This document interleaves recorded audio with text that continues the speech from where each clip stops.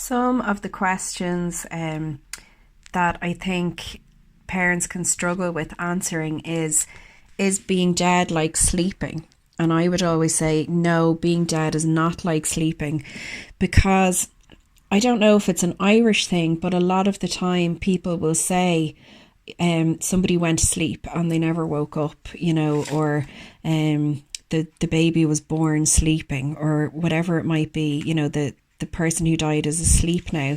And I think that's quite unhelpful, and it can be very scary for children to think that somebody goes asleep and doesn't wake up, So it's important, I think, to explain things in a very clear way. So what do dead people look like is another question that could be asked. So my response would be that when a person dies, they might look different from how we remember them. Their body might look pale, their body won't move at all. Dead people don't move because their bodies don't work anymore. Again, you could go into what it's like being alive versus what it's like when somebody is dead. There may be questions around, why can't doctors and nurses make people feel better and make people not die, keep them alive? And it's about, again, explaining in an honest, age-appropriate way that doctors and nurses do everything they can. Most of the time they do make people better, but sometimes they can't, and sometimes those people die. A child may ask, does dying hurt? This may apply to a child who has recently been bereaved, perhaps a pet that has died, or somebody in their life, a person has died. So the way I would explain that is, when people are dying, they're given special medicine to help them not feel pain. After someone has died, they don't feel pain because their body has stopped working. This is why doctors and nurses don't need to give them any more medicine. And I think that's a nice concept to explain as well. If a pet perhaps was very ill and had to be put to sleep by the vet, it's a nice way of explaining the facts without it being too vivid either. Child may ask, why do people have to die? And you're basically explaining that, most of the time people die when they're old, or they're very ill, or they've had a really bad accident. Animals also die. But sometimes this is what happens, and just maybe explaining about the life cycle, that the cycle of birth and death that happens across the board. A child might say, is it somebody's fault? And, regardless of the situation, we'd always say it isn't anybody's fault that somebody has died. They might ask, will I ever see the person who's died again? And again, some parents and, family members might want to talk about their own spiritual beliefs, whether that's heaven or, reincarnation or whatever it might be. For other people, if they're atheist or if they've different beliefs, they might want to stick to a more factual explanation of death. You can talk about funerals and cremations if that's something that somebody wants to, if that a child is asking about it again. Just explaining that death happens for different reasons, I guess, is important as well.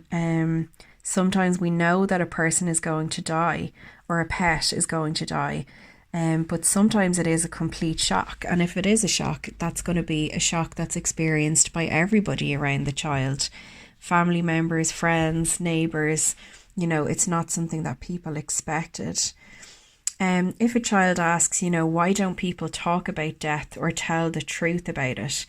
It's very important, in my opinion, that a child understands that they can ask questions and talk and be listened to when it comes to their feelings, their questions, their fears about, what death means. Again, just being asked what happens after somebody dies. you can explain that, look, adults don't always have all of the answers as much as we would like to, that there are things about death and dying that can be hard to understand and hard to explain. Nobody can know for sure what comes after death. People have different ideas about it.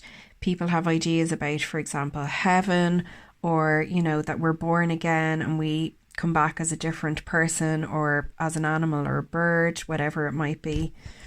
I think it's important to explain, the emotions that may come up. So the grief process can be very useful to look up for us as adults, and children will go through that process too. So it's explaining that they might feel angry, they might feel lonely, they might feel sad. All of those are normal feelings that people react to grief in different ways. Some people will cry a lot, some people won't cry at all, some people will try to keep busy. You might find it hard to eat, sleep, talk, play, or do your schoolwork. Some people get pains or feel sick or have bad dreams. For some people the feelings come out straight away, for others it takes a long time. Some people also feel embarrassed and ashamed, and that's why they find it difficult to deal with their feelings, and perhaps they don't want to talk about death,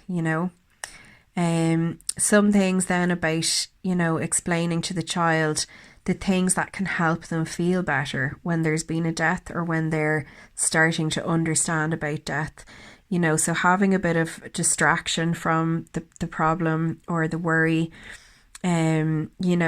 explaining that you don't have to hide your feelings, you can talk about them, you could draw them, write them down, you could put them in a worry monster, you could put them in a letter and send the letter up the chimney, anything like that. Talking to people about your worries might help. Being listened to might help you feel a bit better. Perhaps looking at photographs of the person or animal who has died. Talking to other people who knew and loved the person. They still do know and love the person. Maybe telling stories about them, talking about the memories, learning new things about the person. And it's important to talk about the times that were good and not so good. I would sometimes say to children can have really good imaginations. They might like role play. So saying to them, look, sometimes it helps to even talk in your head to the person or pet who has died, that even though they've died, they're still special to you. If you're afraid to go to sleep, or you get scared at bedtime, that maybe sleeping close to somebody else might help. Asking for hugs, asking an adult to help you not feel so afraid. I know that there's a lot of different opinions about co-sleeping and children needing to be independent and sleep training and cry it out. And I suppose my particular philosophy would be supporting co-sleeping, until an age that a child decides themselves that they might not need that.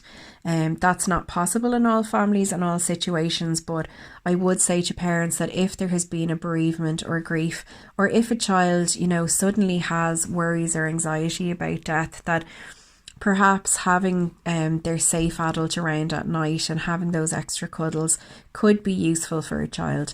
It doesn't mean the child is still going to be in your bed when they're 21, that just doesn't happen. But it does mean that perhaps the child just needs that extra little bit of comfort at night. I think it's important to explain as well that getting over a death doesn't mean forgetting, that you will always you'll always have the memories of the loved one, but that it is okay to feel happy and to be able to get on with your life as well. If you have any other questions or any suggestions about how to talk to children about death, or perhaps your own experiences of talking to children as a therapist, as a parent, as a professional, I'd be really delighted to hear about this. And I always welcome feedback and discussion. Thank you for listening.